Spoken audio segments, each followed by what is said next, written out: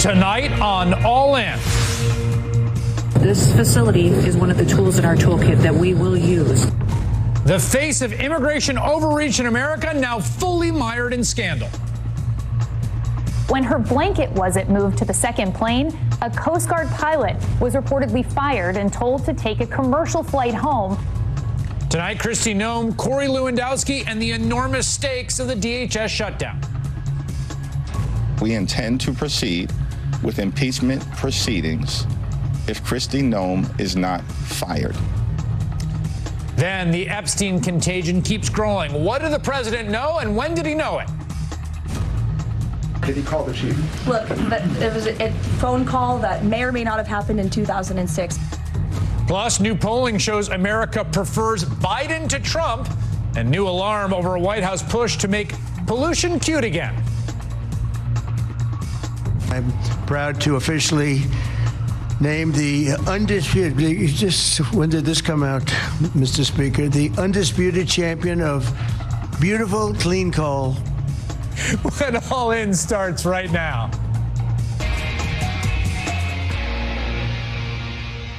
Good evening from New York. I'm Chris Hayes. Secretary of Homeland Security Kristi Noem has been very busy this week getting in front of microphones, trying to save her job. Yesterday, she was in Southern California to trumpet the department's good work as its funding is about to lapse. But the event was drowned out by a throng of protesters outside blasting whistles and bullhorn sirens. Okay, good. Good afternoon, everybody. I think you're asking about detention facilities and the standards in it.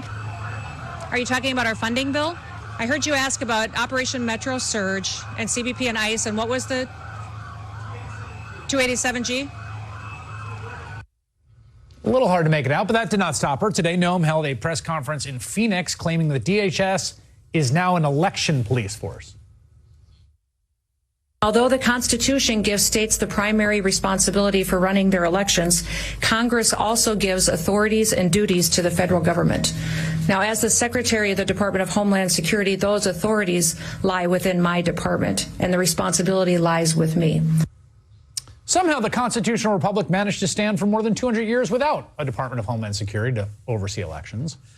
I got to say, right now, Kristi Noem is, and believe me, it's crowded, frontrunner for the worst, most incompetent and inhumane cabinet member of my lifetime.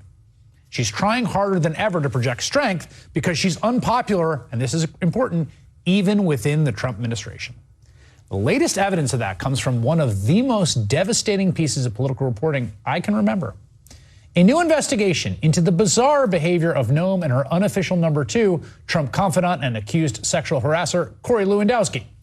According to this incredible piece in the Wall Street Journal, who spoke with multiple administration officials, Noem and Lewandowski are causing chaos in DHS, berating senior staff, giving polygraph tests to employees they do not trust, demanding expensive perks, like extremely expensive perks, and in one case, firing a U.S. Coast Guard pilot after Noem's blanket was left behind on a plane, according to people familiar with the incident. The piece also deals with Lewandowski and Noem's close relationship, noting how, quote, after photos in the Daily Mail showed Lewandowski going back and forth between his apartment and Noem's across the street last year, the secretary moved into a government-owned waterfront house on a military base in Washington.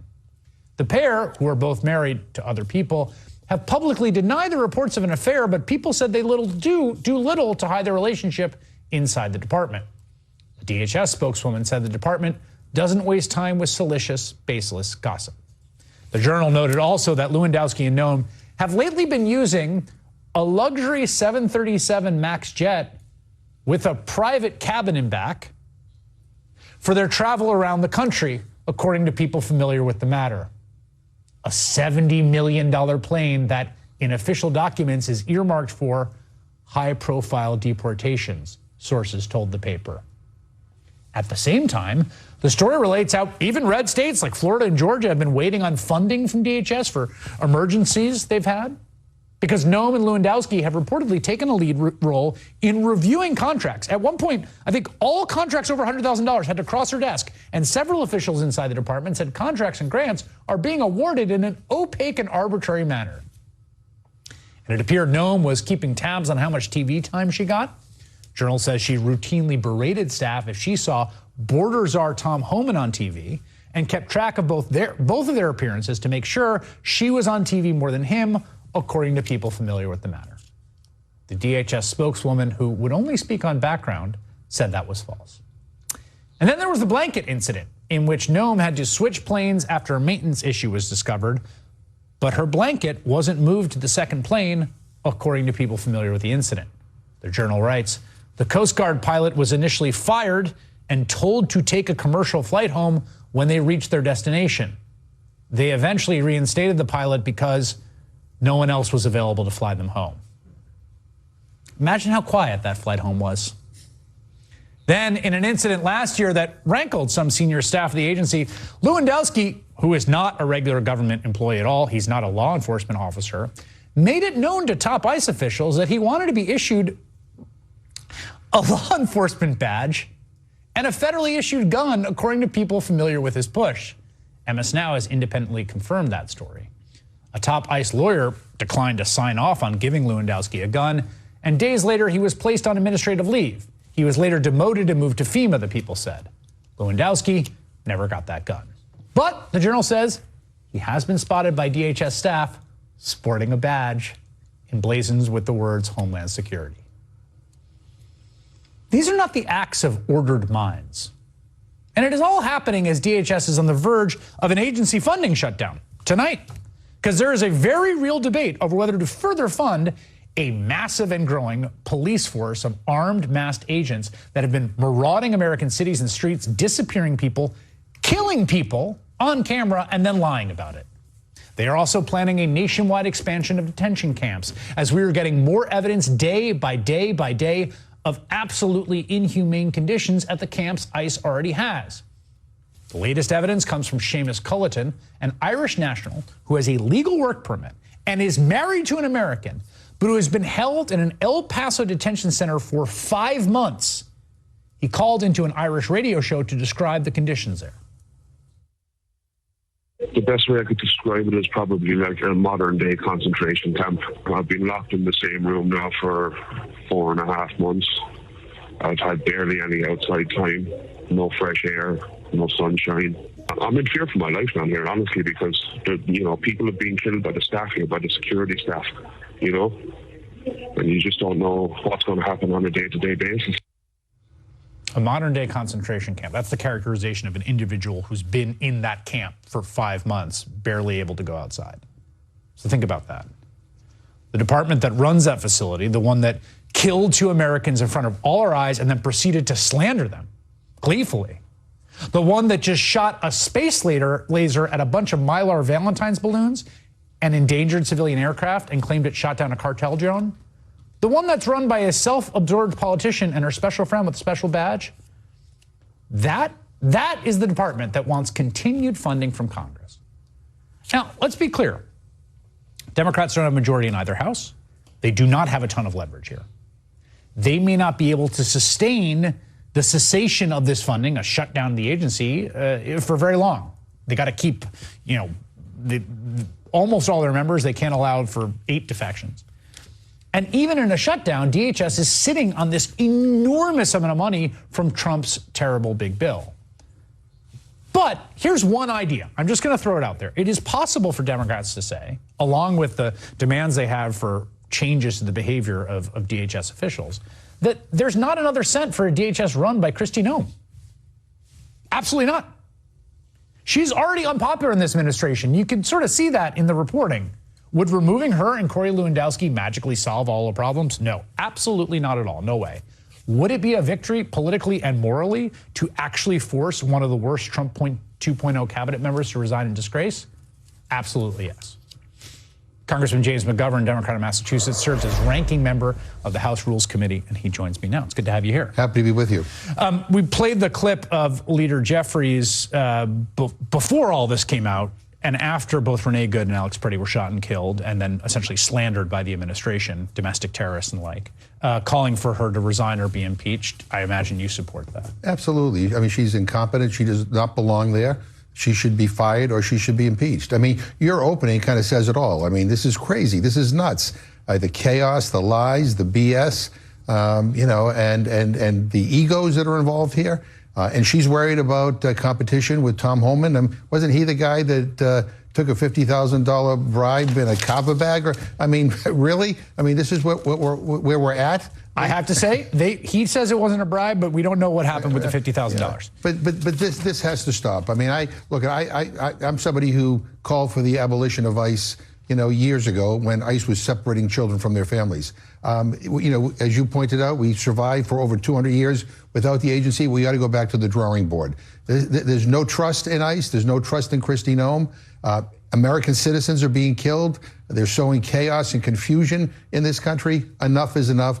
You know, and again, I don't know how all this is going to work out, but I can't imagine voting one more cent to support Kristi Noem and her agency. Yeah, I mean, there's a few things right here, like sort of ascending order. One would be like, you know, we won't fund ICE or we won't fund DHS if Kristi Noem continues here. Then there's the list of demands the Senate Democrats have made, you know, about unmasking the agents and stopping these sort of like roving patrols and a number of other things.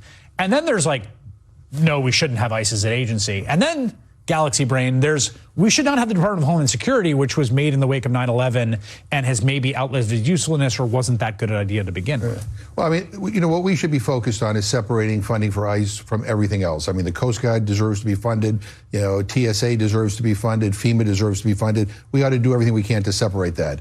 But I can't, in good conscience, not just as a member of Congress, but just as somebody who cares about human rights, vote one more cent for this agency.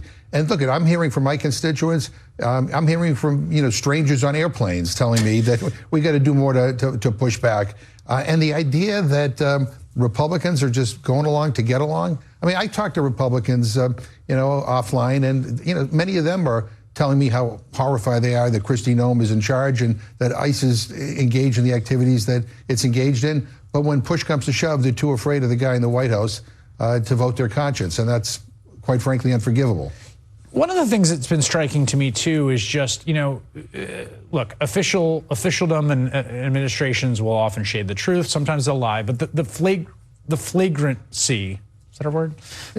With which they've lied. I mean, we watched them, you know, we watched two people be killed, and then we were told lies about what happened. I want to just get your reaction to this story, which I think deserves just a little bit of attention, which is a week after Renee Good was shot and killed, there was an incident in which DHS officials fired a gun at an individual and struck him.